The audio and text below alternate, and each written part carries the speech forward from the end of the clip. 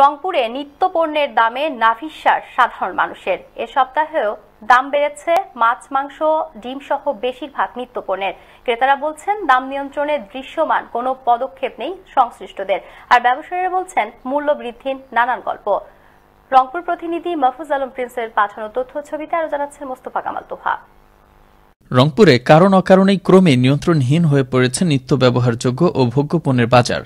সাধারণ ক্রেতারা বলছেন নিম্ন আয়ের মানুষের নাগালের বাইরে যাচ্ছে পণ্যের দর। বাজারে পর্যাপ্ত আমদানি থাকার পরেও প্রশাসনের নজরদারি না থাকায় অসাধু ব্যবসায়ীরা সকল পণ্যের বাজার স্থির করে রেখেছে এমন অভিযোগ ক্রেতাদের, ফলে বেকায়দায় নীরবে নিঃশব্দে অসহায় ভোক্তারা। বাজার দর আছে শুক্রবারের কারণে হয়তো বেশি আগের তুলনায়। গত 2 দিন আগে বাজার আসছিলাম, প্রত্যেকটা দাম প্রত্যেকটা পণ্যের দাম 5 টাকা 10 টাকা বেশি। আজকে সবচেয়ে রেট তো একটু বেশি মনে হচ্ছে। কাঁচা বাজার, মাছ, তারপরে সবজি একটু রেট তুলনামূলকভাবে বেশি। বাজার তো করলাম, গোস্তের দাম বেশি, মাছের দাম বেশি, তরকারি সবজি স্বাভাবিক আছে। আর তেল, ডাল এগুলো অনেক ঊর্ধ্বমুখী। বাজারের অন্য যেগুলো চাউল থেকে শুরু করে সবকিছু অনেক ঊর্ধ্বমুখী। তীব্র শীতের কারণে কমেছে পণ্যের দাম। মাংস আর মাছের বাজারের গল্পটাও আগের মতোই বলছেন এই ব্যবসায়ীরা। নতুন মিশুর এখন মাংস সব তরকারি এখন সস্তা আছে, প্রতিটা সবজি এখন সস্তা।